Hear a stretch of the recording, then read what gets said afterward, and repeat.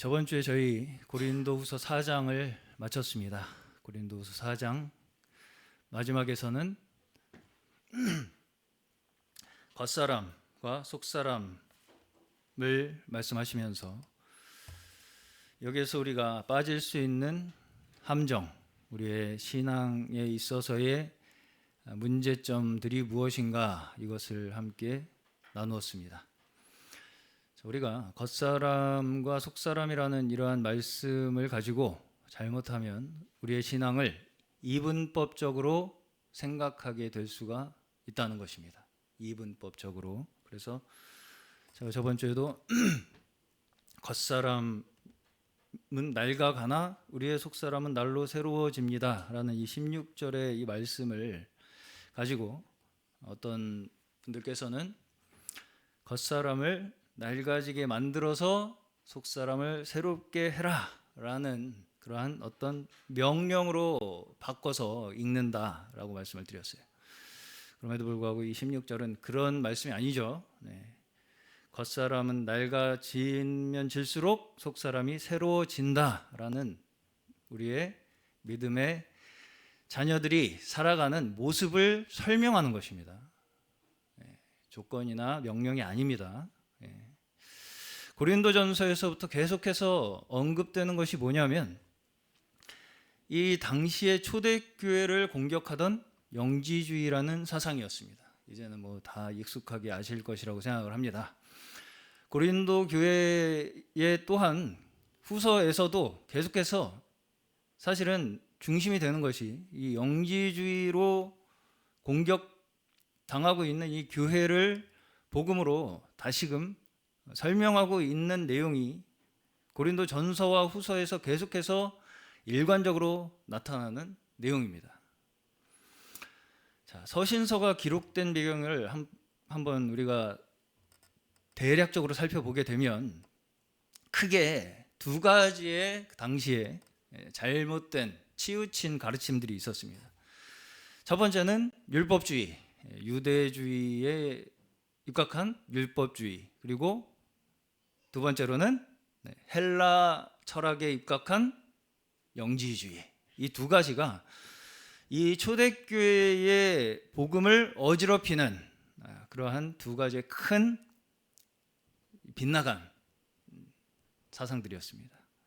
그래서 사실은 이 서신서의 거의 대부분의 서신서가 기록된 배경이 이 율법주의와 영지주의의 공격에 대해서 다시금 복음을 변증하는 내용들로 되어 있다라고 보셔도 됩니다. 거의 그렇습니다. 몇몇 로마서 같은 서신들은 이제 그야말로 그 복음 그 자체를 증거하는 책이라고 이렇게 평가를 받고 있지만, 그럼에도 불구하고 거의 모든 대부분의 성경들에서 서신서들에서 이 율법주의와 영지주의에 대해서 복음을 변증하는 내용으로 되어 있다라고 보셔도 됩니다. 자, 고린도전서 1장 22절에서 대표적으로 이러한 이 상황을 이야기를 하고 있는데 뭐라고 하고 있냐면 유대인은 표적을 구하고 헬라인은 지혜를 찾는다, 이렇게 말씀을 하죠. 고린도전서 1장 22절을 보시면 유대 사람은 기적을 요구하고 그리스 사람은 지혜를 찾으나, 이렇게 말씀을 하고 있습니다. 이 두 가지가 한마디로 그때 당시에 초대교회에 있었던 가장 큰 문제들이었다는 것이죠. 유대인의 표적, 헬라인의 지혜. 그리고 이건 사실은 지금 우리가 발견할 수 있는 모든 치우친 가르침들, 이단적인 이 사상들에서도 그 본질에 있어서는 이 두 가지에서 벗어나지 않습니다. 다 여기에서 똑같이 발생이 됩니다. 표적과 지혜의 문제에서 다 걸려요. 모든 지금 우리가 발견할 수 있는 이단들에서도 결국 다 여기에서 걸립니다. 자, 그러면 유대인의 율법주의의 문제가 무엇이겠습니까? 유대인의 율법주의가 뭐가 문제예요?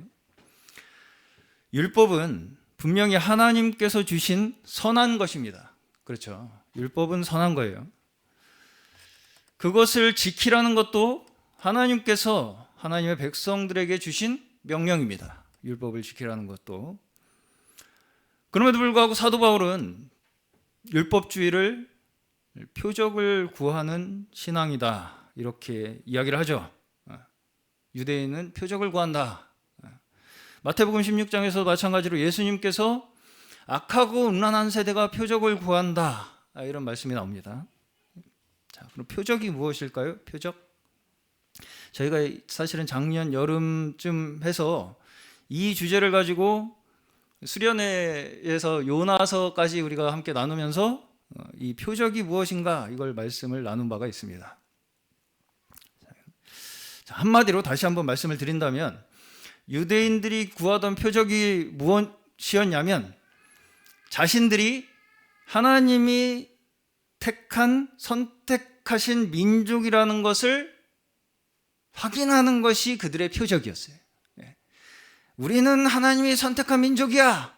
이거를 어떻게든 스스로 확인시키는 것이, 그리고 다른 이들에게 증명해내는 것이 그들의 표적이었어요. 구하는 표적이었어요.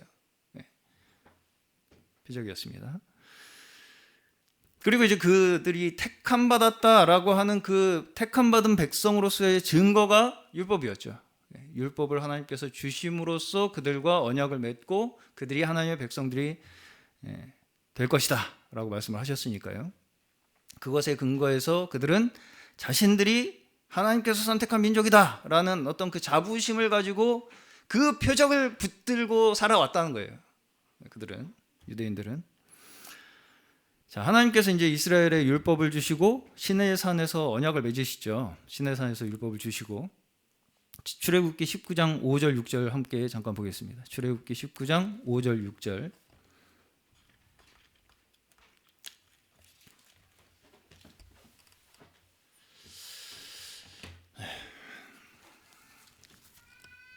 자, 제가 읽어보겠습니다.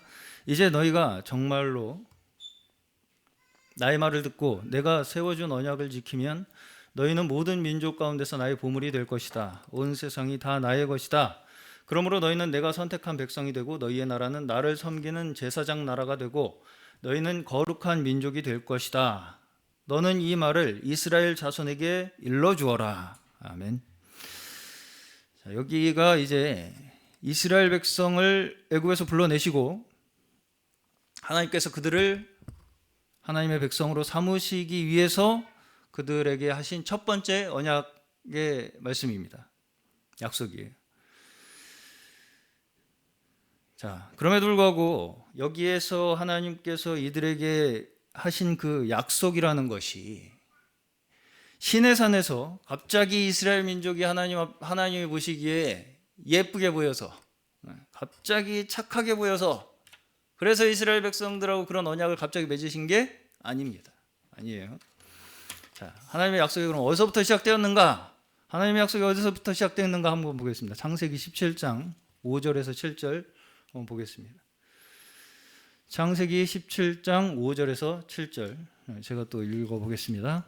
내가 너를 여러 민족의 아버지로 만들었으니 이제부터는 너의 이름이 아브람이 아니라 아브라함이다. 내가 너를 크게 번성하게 하겠다. 너에게서 여러 민족이 나오고 너에게서 왕들도 나올 것이다. 내가 너와 세우는 언약은 나와 너 사이에 맺는 것일 뿐 아니라 너의 뒤에 오는 너의 자손과도 대대로 세우는 영원한 언약이다. 이 언약을 따라서 나는 너의 하나님이 될 뿐만 아니라 뒤에 오는 너의 자손의 하나님도 될 것이다. 아멘. 자, 아브라함과 맺으신 언약의 장면이죠. 자, 우리가 하나님의 백성으로 부르심 받았다는 것을 우리가 믿고 또 그 부르심 안에 들어오고 나서도 계속해서 우리가 뭐가 혼란스럽냐면요. 우리가 혼란스러운 게 있어요. 뭐가 혼란스럽냐면 하나님께서 나를 왜 택하셨는가요? 왜 택하셨는가? 그 택하신 원인을 자꾸 나에게서 찾으려고 하는 데서 혼란이 온다는 것입니다. 나에게서 자꾸 하나님께서 내가 어때서 택하셨을 거야? 내가 잘해서 내가 잘해야지, 심지어 내가 잘해야지 하나님께서 나를 택하실 거야 라고 하는 그 하나님의 택하심의 원인을 자꾸 나에게서 찾으려고 하는 데서 우리의 혼란이 온다는 거예요. 우리가 하나님의 앞에 부르심을 받아서 이 교회 신앙 안에 들어왔음에도 불구하고 그 혼란에서 우리가 좀처럼 빠져나오기가 쉽지가 않습니다. 자, 아브라함을 우리가 믿음의 조상이라고 부르죠. 아브라함 믿음의 조상. 근데 그 믿음의 조상이 된 원인, 아브라함이 믿음의 조상이 된 원인이 우리는 얼핏 생각하기에 아브라함이 그런 만한 믿음이 있었기 때문이라고 생각하기가 쉽습니다. 아브라함이 특별하게 그런 믿음이 있었으니까 하나님께서 그를 믿음의 조상으로 세우셨겠지라고 하는 그런 은연중에 그러한 생각을 우리가 하게 되기가 쉽다는 거예요. 자, 그럼에도 불구하고 이 창세기 17장에 아브라함에게 주신 언약을 보시면 그 언약의 주체가 누구십니까? 하나님이시죠. 여기 언약의 내용을 보시면 하나님께서 아브라함에게 어떤 행동을 요구하시는 것이 하나도 없습니다. 이렇게 해라, 어떻게 해라 하는 게 없어요. 다 뭐가 반복됩니까? 내가 너를 크게 번성하게 하겠다. 내가 너와 세우는 언약은 너와 너 사이에 맺는 것일 뿐 아니라 너의 뒤에 오는 너의 자손과 대대로 세운 언약이다. 그렇죠? 내가 너를 여러 민족의 아버지로 만들었고 내가 너를 크게 번성하게 하겠고 내가 너와 세우는 언약은 계속 내가 너를 어떻게 하겠다는 말씀이 언약의 내용이에요. 그렇죠? 여기서 아브라함에게 네가 어떻게 해서 내가 그렇게 하겠다, 네가 그런 사람이다 보니까 내가 너를 그렇게 택했다는 내용이 하나도 없습니다. 그렇죠? 모두 다 하나님께서 일방적으로 하시겠다는 얘기예요. 그렇죠? 자, 이 언약을 하기 바로 직전에 이 16장을 보시면 16장의 마지막에 어떻게 끝납니까? 이스마엘이 태어나면서 끝나요. 이스마엘이 태어나면서 16장과 17장 사이에 13년이라는 공백이 있습니다. 13년이라는 공백이 있고 그 13년이라는 시간을 뛰어넘어서 17장으로 넘어오자마자 갑자기 또 하나님께서 일방적으로 나타나셔서 아브라함에게 일방적으로 언약을 맺으시는 것을 볼 수가 있습니다. 거기에 아브라함 편에서 그가 어떤 택함을 받을 만한 조건이 하나도 1도 없었다는 걸 알 수 있겠죠. 없습니다. 아브라함 편에서 아브라함이 택함을 받을 만한 조건이 거기에 없다는 거예요. 없다는 것입니다. 자, 아브라함의 믿음에서 우리가 배워야 할 것이 무엇이냐면 아브라함만 갖고 있는 특별한 조건 때문에 그가 그 축복을 얻어낸 것이 아니라 아브라함이라는 한 사람을 하나님의 기쁘신 뜻에 의해서 선택하시고 하나님의 계획에 의해서 언약을 맺으시고 하나님의 계획에 따라서 그 아브라함을 믿음의 사람으로 만드셔서 그를 통해서 하나님의 백성을 만드시겠다고 하는 일방적인 통보를 하고 계시는 것입니다. 그렇죠? 그렇죠? 아브라함이 어떤 특별한 사람이라서 그 사람을 택해서 너를 통해서 어떻게 하겠다는 게 아니라 그 아브라함을 통해서 하나님께서는 하나님이 어떤 일을 하실 것인가를 나타내 보이시겠다는 거예요. 아브라함이 상징하는 바는 아브라함이 믿음의 조상이라는 것이 의미하는 것이 무엇이냐면 믿는 자들을 부르시고 가르치시고 인도하시는 하나님의 그 방법을 아브라함을 통해서 나타내시기 위해서 아브라함을 택하신 거지. 그 아브라함 같은 특별한 사람이어야 된다는 걸 내세우기 위해서 아브라함이 믿음의 조상이 된 게 아닙니다. 아니에요. 그런 식으로 우리가 받아들여서는 자꾸 나누게 되는 거예요. 나같이 특별하니까 내가 택함 받은 거야 라는 식으로 간다고요. 자꾸 그걸 그런 식으로 받아들이게 되면 다시 말씀드리겠습니다. 아브라함을 택하시고 그를 믿음의 조상으로 만드신 이유는 하나님께서 우리를 어떻게 가르치시고 어떻게 부르시고 어떻게 인도하시는가에 대한 하나님의 방법을 아브라함이라는 인물을 통해서 나타내시기 위한 것이지, 아브라함이라는 사람의 특별함을 우리에게 보이셔서 이 사람처럼 돼야 내가 널 택하겠다라고 말씀하시는 게 아니라고요. 아닙니다. 네. 자, 다시 출애굽기 19장의 시내산 언약을 보시면, 출애굽기 19장 시내산 언약 다시 한번 띄워줘 보시겠어요? 19장 방금 읽은 본문이에요. 네. 이게 이제 마치 우리가 언약을 지키는 조건으로 내가 너희들을 내 백성으로 택하겠다라고 하시는 것처럼 보일 수가 있습니다. 네. 자, 우리가 이 말씀을 잘못 오해하면 이스라엘을 하나님께서 특별 대우해서 다른 민족과 차별성을 두기 위해서 뭔가 이 민족을 더 우월한 민족으로 만들기 위해서 택하신 것처럼 생각하기가 쉽다는 거예요. 그게 아닌데. 아니죠. 아니에요. 이스라엘을 하나님께서 택하신 이유가 마치 그 민족만 하나님께서 쏙 뽑아가지고 그 민족을 다른 민족보다 우월하게 만들어서 그 민족만의 어떤 특별함과 차별성을 증거하기 위해서 이스라엘 민족을 택하신 것처럼 생각하기가 쉽다고요. 실제로 우리 교회사에서는 이런 식의 배타적, 다른 이 사람들을 차별하는 이러한 우월 의식이 기독교의 오랜 동안 기독교의 신앙을 지배해온 것이 사실입니다. 그렇죠? 우리는 특별해. 이 의식으로 기독교의 역사가 흘러왔다고요. 자, 그럼에도 불구하고 다시 한번 그 본문을 잘 보시면, 그 본문 다시 한번 잘 보시면, 다시 한번 이 언약에 보시면 이스라엘이라는 민족만을 특별 대우하기 위한 것이라고만 생각하기에는 다소 의아한 구절들이 있습니다. 뭐냐면 세계가 다 내게 속하였다.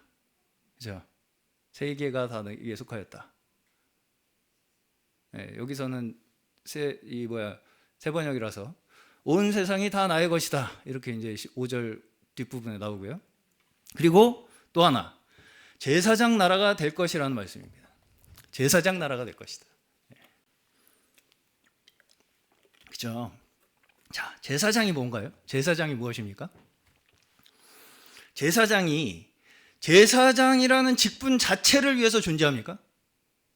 아니죠. 제사장은 백성들을 대표해서 하나님 앞에 구별된 직분이 제사장입니다. 그렇죠? 백성들을 대표하는 직분이에요. 그래서 사실은 제사장 그 자체가 중요한 것이 아니라 제사장을 통해서 백성들이 하나님 앞에 나오도록 할 수 있게 하나님께서 두신 직분이 제사장이에요. 그렇죠? 제사장 되겠다고 이악 물고 이깟 깨물고 그렇게 할 필요가 없어요. 제사장은 백성들을 위해 존재하는 거예요. 백성들이 하나님 앞에 나아갈 수 있도록 통로가 되는 직분으로 세우신 게 제사장이지, 제사장 그 자체가 돼가지고 내가 특별한 제사장이 되겠다, 특별한 직분을 갖겠다라고 하는 그러한 이 주장을 할 필요가 없다는 것입니다. 거기에 제사장이라는 직분의 의미가 있지 않다는 거예요. 그렇죠? 다시 말해서 여기서 이스라엘이 선택된 것은 하나님께서 모든 민족, 그렇죠? 세계가 다 내게 속하였다. 모든 민족의 하나님이 되시기 위해서 대표로 택한 것이 이스라엘이지. 그렇죠? 이스라엘 민족만 특별하게 내가 어떻게 하겠다고 택하신 게 아니라고요. 그렇죠? 굉장히 우리가 많이 오해를 하고 있습니다. 이 부분에 대해서. 그렇죠?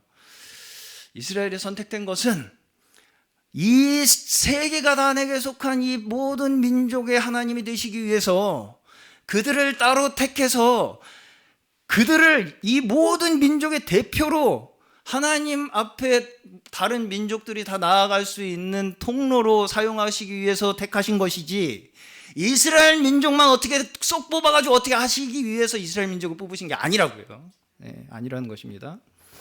자, 그들이 언약을 지킴으로써 모든 민족 중에 하나님의 소유가 될 것이라는 이 말씀 있죠. 그들이 언약을 지키면, 너희들이 언약을 지키면 나의 백성이 될 것이다. 그렇죠? 내 보물이 될 것이다. 라는 이 말씀도 하나님의 소유로 만드시겠다는 것이 무슨 의미겠습니까? 내 보물이 되겠다. 니네들만 어떻게 하겠다는 게 아니라 하나님의 소유로 만들어서 그들을 사용해서 모든 민족의 구원을 위해서 너희들을 사용하겠다는 의미예요. 네. 이스라엘만 쓰시고 다른 민족은 버리겠다는 의미가 아니라는 것입니다. 거기에 하나님의 마음이 있지 않아요. 네.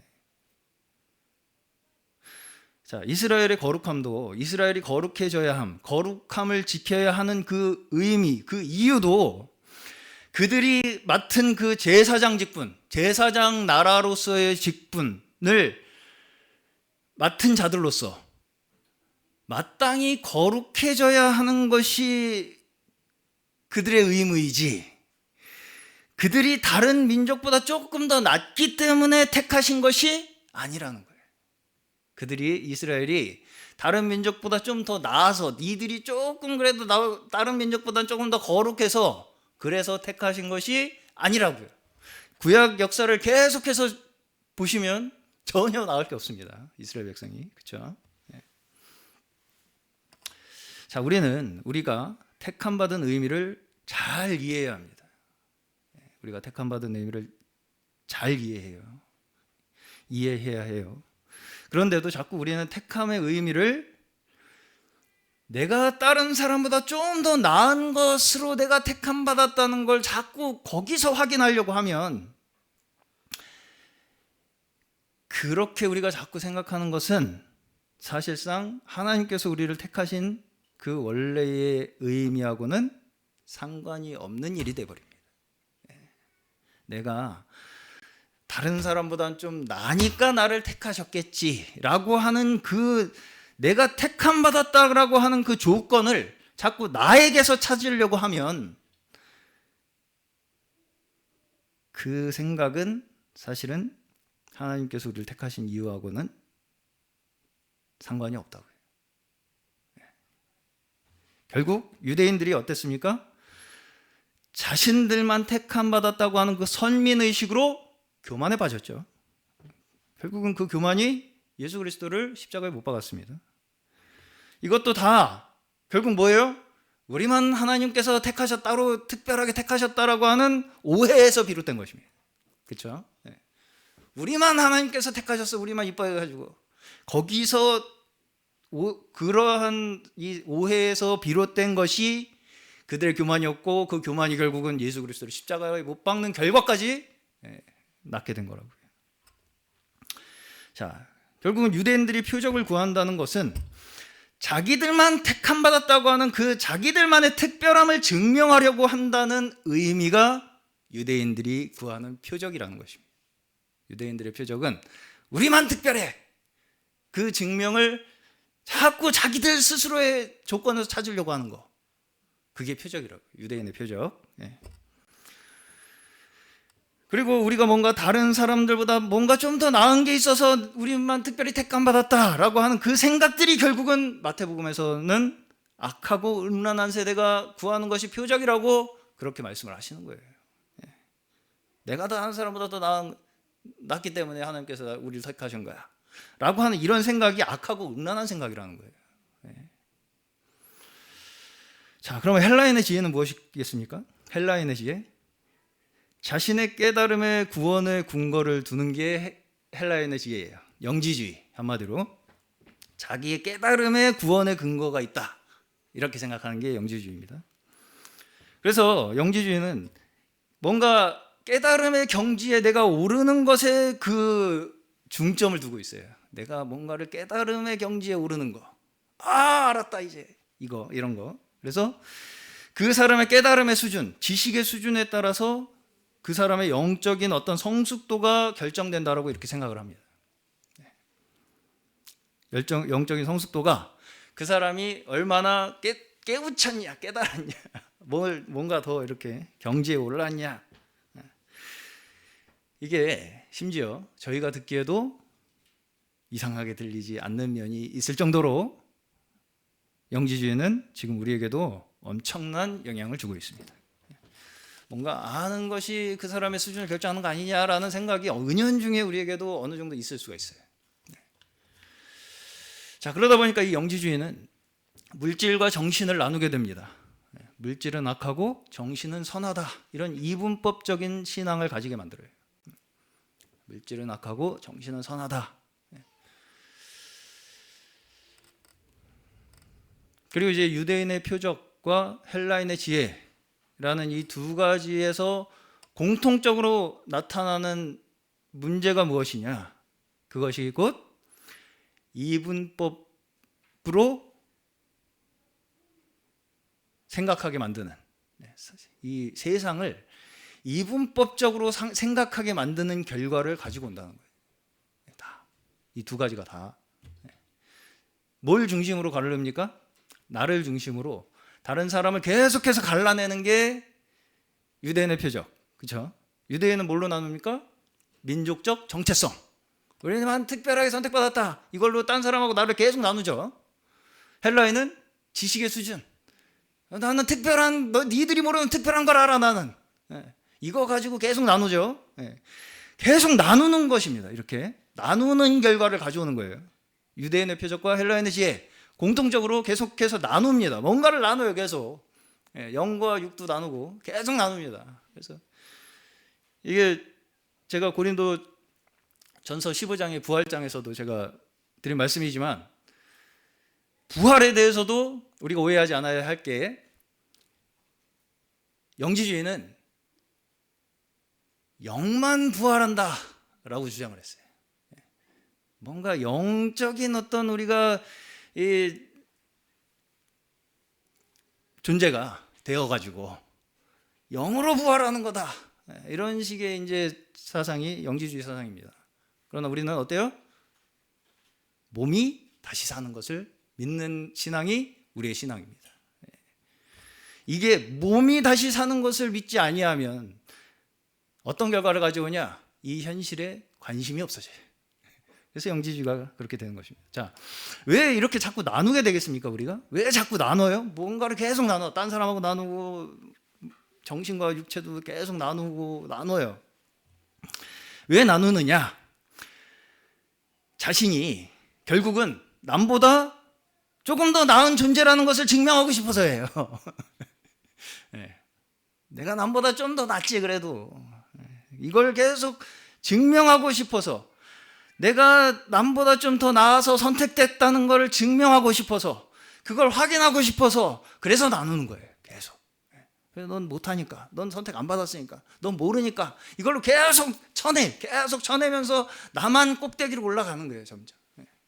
그렇죠? 선택된 민족으로서의 우월성, 또 남다른 지식을 가지고 있다는 우월성, 이 우월성으로 자기를 계속 꼭대기로 올라가는 거예요. 그렇죠?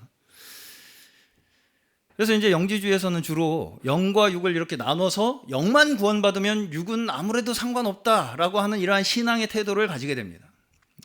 영만 구원받으면 되니까 육은 아무래도 상관없다, 어떻게 되든 뭐 크게 개의할 것 없다, 내가 정신이 이렇게 똑바로 이렇게 깨우쳤으니까, 깨달았으니까 죽으면 나는 그래도 영은 부활할 거야, 뭐 이런 이제 그런 이제 생각을 하는 거예요. 너무 자세히 설명하면 여기 빠지실까 봐 제가 자세히 설명을 못 하겠습니다. 그러다 보니까 이게 잘못하면 우리의 현실의 삶을 충실하게 살지 못하게 만드는 거예요. 왜? 이렇게 높은 지식을 가진 나, 그렇죠? 이렇게 겸손하게 한 생각을 하는 나, 심지어 남보다 성경을 더 잘하는 나라는 것으로 계속해서 어떻게 해요? 다른 사람과 나를 나눠요. 계속 나눠요. 이런 지식을 가진 나로 다른 사람과 나누고, 이렇게 남보다 더 겸손한 말을 하는 나로 다른 사람 나누고, 남보다 성경을 더 잘하는 나로 다른 사람을 계속해서 자신과 나누게 됩니다. 그리고 그럼 계속해서 이렇게 나누면 어떤 결과가 오겠어요? 현실에 대해서 무관심하게 만드는 거예요. 왜? 나만 잘났으니까. 이 세상에 다 무식한 것들만 가득한 거예요. 그런 분의 눈에는. 그래서 아무 의미가 없어요. 별로 의미를 느끼지를 못하게 됩니다. 이 세상의 삶에 아무 의미를 느끼지 못하게 됩니다. 나는 이렇게 고귀한 정신을 혼자 가지고 있는데 아무도 몰라보네 이거를. 이 무식한 이런 식의 생각을 하게 만들어서 이 세상의 어떤 사람과의 관계에서도 아무 의미를 느끼지 못하게 만든다. 그래서 뭔가 나보다 열등하게 느껴지는 사람들을 계속해서 쳐내는 것으로 자기의 우월함을 자꾸 계속해서 증명하려고 한다는 거예요. 쳐내는 게 증명하는 거예요. 그러니까 한마디로 이 사람 나보다 이게 못하네, 쳐내고, 이 사람 나보다 이거 모르네, 쳐내고, 얘는 이래서 선택 안 받았네, 쳐내고, 이걸로 계속 자기만 꼭대기로 계속 올라가는 거예요. 꼭대기로. 그게 이제 자신을 꼭대기로 올리는 방법인 거죠. 그게. 이것이 이제 가장 극단적으로 나타나는 예가 어디에 있었습니까? 시한부 종말론자. 시한부 종말론자들. 다미선교회. 90년대에 있었죠. 10월 28일인가? 그래가지고 하얀 옷 입고 막 난리 했었잖아요, 그때. 뉴스에도 나오고 막 그랬습니다, 그때. 제가 중학교 때인가 고등학교 때인가 기억이 잘 안 나는데, 뉴스에 나오고 막 다 같이 카운트다운.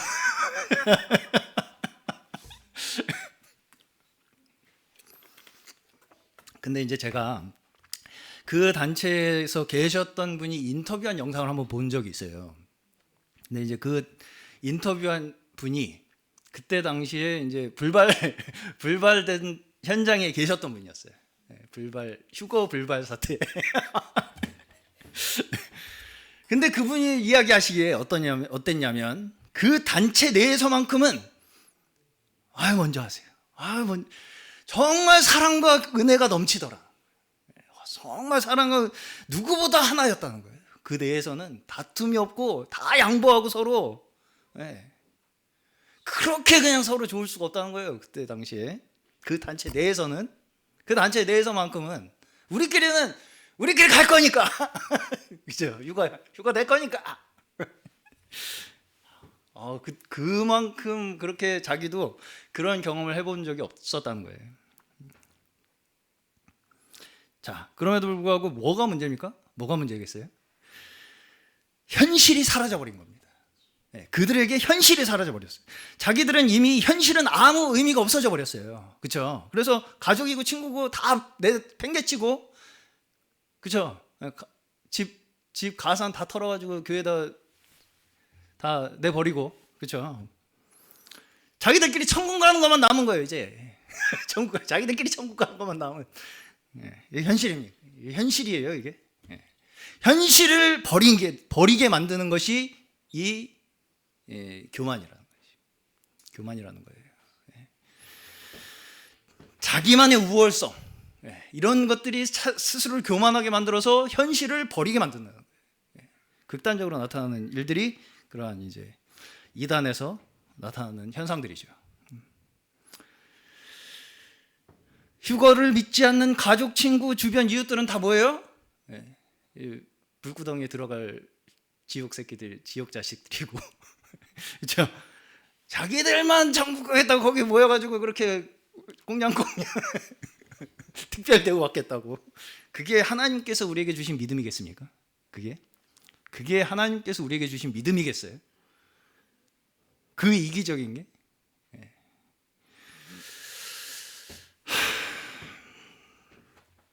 자, 오늘 고린도후서 말씀도 이 모든 맥락에서 마찬가지의 말씀을 하고 있습니다. 저번 주 4장에서 겉사람, 속사람에 대해서 제가 말씀을 드렸다고 서두에 말씀을 드렸죠. 이 구절을 많은 사람들이 겉사람을 낡아지게 해서 속사람을 새롭게 해야 된다, 이런 식으로 이제 읽는다고 제가 말씀을 드렸어요. 자, 그럼에도 불구하고 이 구절이 그러한 이야기를 하는 것입니까? 아니죠. 우리의 믿는 이의 모습을 설명하는 거라고. 그러한 삶을 우리가 살아가고 있다. 겉사람은 낡아지고 속사람이 새로워지는 삶을 우리가 살아가고 있다. 이걸 그냥 설명함으로써 그걸 우리가 믿게끔 하는 거지. 겉사람을 낡아지게 산에 들어가서 며칠 금식하고 어떻게 뭐 수양해서 수행을 해갖고 참선을 해갖고 돌을 닦아갖고 겉사람 후패하게 만들어. 그래야지 속사람 새로워져. 라고 하는 말씀이 아니라고요. 그렇게 만든 게 영에 속한 사람입니다. 자,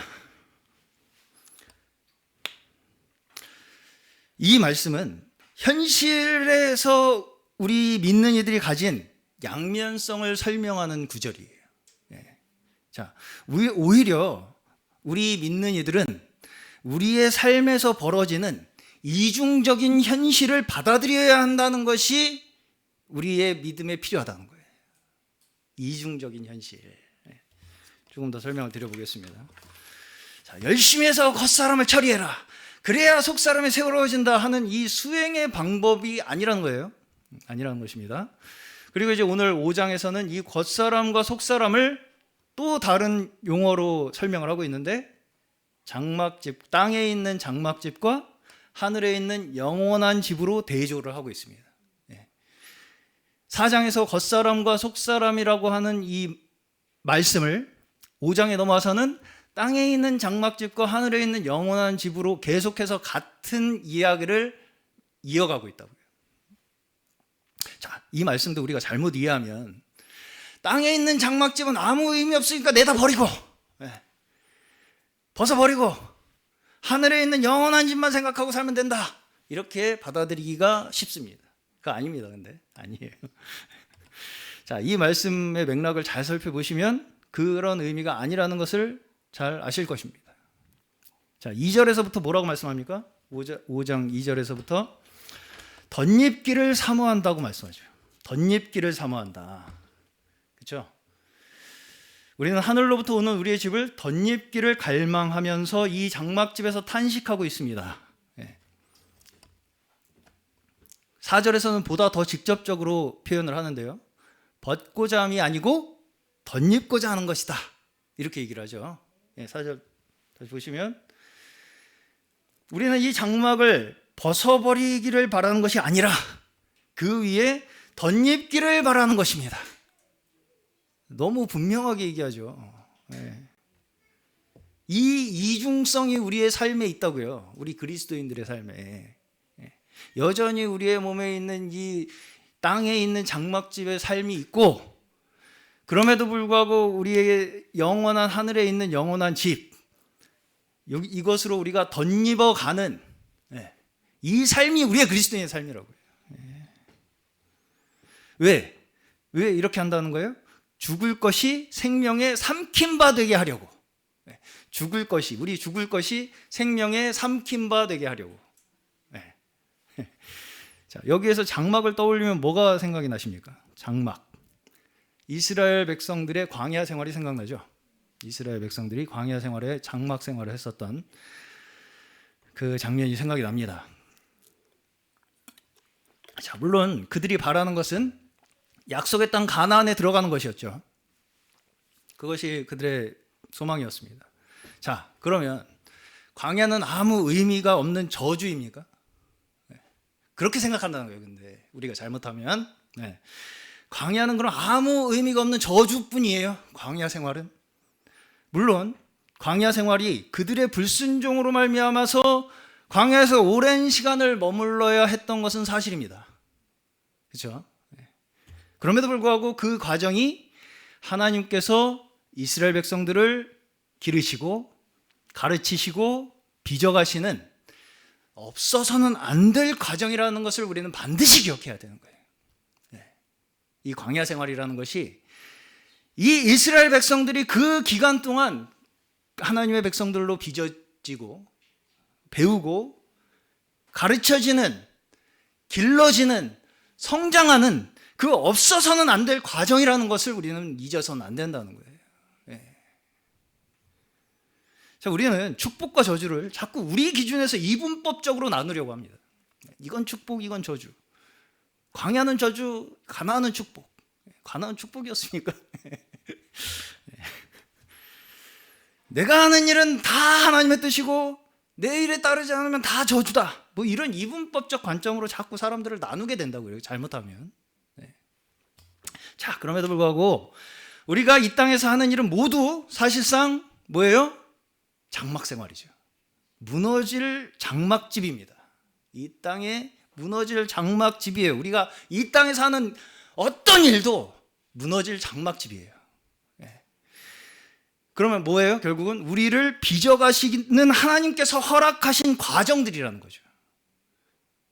내가 생각하기에 이건 하나님의 뜻이야 라고 하는 그 굳은 주장을 가지고 하는 일조차 무너질 장막집을 통해서 우리를 하나님께서 빚어가시는 과정 속에 있는 것들이라고요. 자, 믿는 이들에게도 저주가 임합니다. 그렇죠? 광야 보시면 저주 임하죠. 어떨 때 임하겠습니까? 어떨 때 임하겠어요? 나를 중심으로 생각하고 나를 중심으로 행동할 때, 하나님이 근원이신데 그 근원을 자꾸 나에게 돌릴 때, 그러면서 다른 사람을 자꾸 원망하고 다른 사람을 나누려고 할 때, 그렇게 우리가 우리의 삶을 살아가면 아무리 우리의 생각으로 우리가 겉으로 선한 일이고 옳은 명분을 가지고 하는 일이라 할지라도 그것은 하나님께서 기뻐하시지 않는 일이 될 수가 있습니다. 저주가 될 수가 있어요. 겉에 명분에 있는 게 아닙니다. 사람의 손으로 지은 것이 아니라 하나님께서 지으신 하늘에 있는 영원한 집으로 우리가 덧입기를 소망하는 것이 우리가 장막 생활을 하며 나아가야 할 우리의 믿음의 삶인 줄로 믿습니다.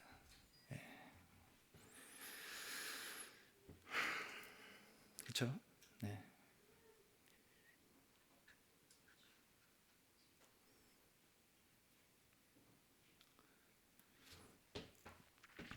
사람의 손으로 지은 것이 아니라 하나님께서 지으신 하늘에 있는 영원한 집으로 우리가 덧입기를 소망하는 그 믿음으로 우리의 지금의 장막 생활을 하나하나 걸어 나가야 한다는 것이죠. 자, 우리에게는 여전히 겉사람이 있고 또 땅에 있는 장막 생활이 있습니다. 이걸 부정하면 안 돼요. 자, 이 모든 것이 저주가 아닙니다. 저주라고 받아들이시면 안 돼요. 그것이 곧 우리를 계속해서 우리를 빚어가시고 인도하시고 믿음을 가르치시는, 자라게 하시는 하나님의 뜻이라는 걸 우리가 믿어야 된다는 거예요. 그 안에 하나님의 뜻이 있다는 거예요. 잘잘못을 자꾸 따져가지고 서로 정죄하는 것으로 우리가 잘하지 않습니다. 우리의 모든 삶의 과정들에서 우리는 어쩔 수 없이 우리의 연약함이 나타나요. 그러면 우리는 그 연약함을 하나님께서 우리에게 가르치시는 과정으로 받아들임으로써 성장해 나간다고요. 근데 우리는 어때요? 애써 내가 잘했어로 가고 싶어 하죠. 그래도 난 잘했어, 난 잘못 없어로 자꾸 그러면 성장을 할 수 있겠습니까? 없겠습니까? 성장을 하지 못하게 되는 거죠. 그게 순종을 하지 않는 거예요. 자, 죽음 속에서 생명이 증거되는 것입니다. 그렇죠? 죽음 속에서 생명이 증거되죠. 그렇죠? 네. 죽을 몸을 생명으로 덧입는 거잖아요.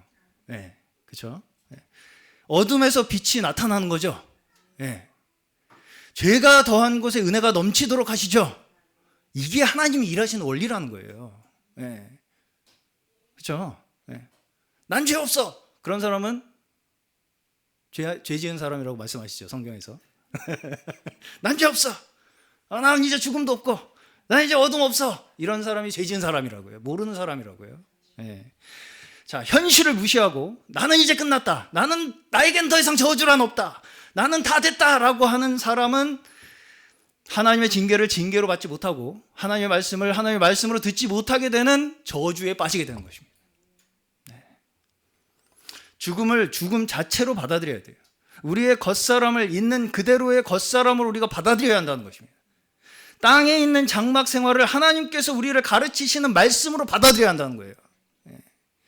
거기에서 우리의 속사람을 새롭게 하시고 하늘로부터 오는 영원한 집으로 우리를 덧입게 하신다는 거예요.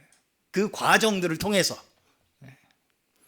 그럼으로써 죽을 것이 생명으로 삼켜지게 된다는 것입니다. 내가 죽을 것을 가지고 있다는 것을 인정하는 데서부터 우리가 생명으로 삼켜짐을 당한다고요. 이것이 우리 그리스도인 많이 가지고 있는 삶의 모습이에요. 불신자들은 갈등하지 않습니다. 하고 싶은 대로 살아요. 우리만 이 양면성을 가지고 사는 거예요. 거기에서 우리가 하나님의 뜻을 택할 것인가를 늘 우리가 하나님 앞에 순종하며 나아가는 그 삶의 의무를 부여받은 자들이 우리 하나님의 백성들이라고요. 벗어버리기를 바라는 것이 아니라 그 위에 덧입기를 바란다는 것입니다. 우리는 자꾸 나 자신을 변호해서 내 옳음을 증명하는 것으로 자꾸 내 장막을 벗어버리려고 그래요. 그게 장막을 벗어버리려고 하는 거예요. 나는 잘못 없어, 나는 틀린 거 없어 하는 걸로 내 장막을 자꾸 벗어버리려고 한다는 것입니다.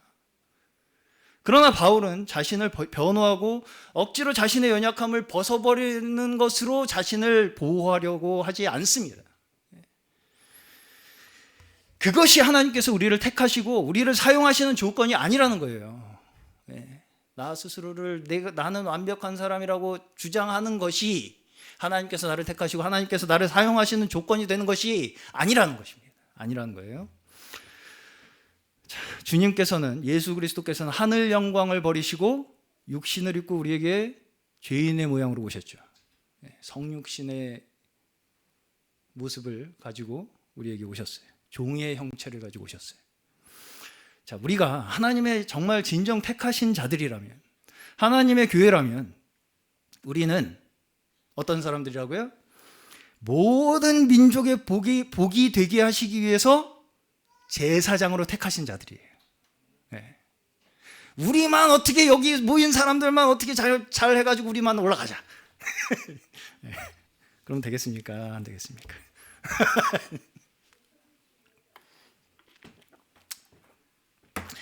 정말 우리가 하나님의 택하신 교회라면 우리는 모든 민족의 복이 되게 하시기 위해서 우리의 어떤 조건도 상관없이 하나님께서 우리를 그냥 택하셔서 쓰고 계시는 거라고요, 지금. 우리가 잘나서도 아니고 우리가 말을 잘 들어서도 아닙니다. 아니에요. 하나님이 그냥 우리를 택하셨기 때문이에요, 지금. 그래서 우리가 여기 앉아 있는 것입니다. 자녀라는 증명은 내가 자녀로서 자격을 갖추었기 때문이 아니에요. 하나님으로부터 낳기 때문이죠. 내가 하나님의 자녀라고 내 스스로 주장을 한다고 되는 것도 아닙니다. 하나님으로부터 나야 하는 거예요.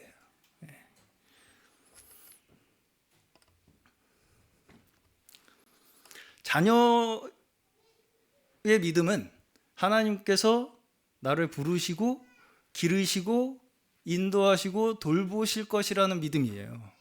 당연히 자녀니까. 그렇죠? 내가 잘해서 자녀가 되겠다는 걸로 자녀가 되겠습니까? 안 되겠습니까? 안 되죠. 자녀는 조건이 아니라 하나님께서 우리를 자녀로 삼으셨기 때문에 그 이후의 삶이 우리에게 축복의 삶이 주어지는 거예요. 자녀이기 때문에 주어지는 것들이라고요. 우리의 삶은 내가 그렇게 해서 자녀가 되는 것이 아니고요.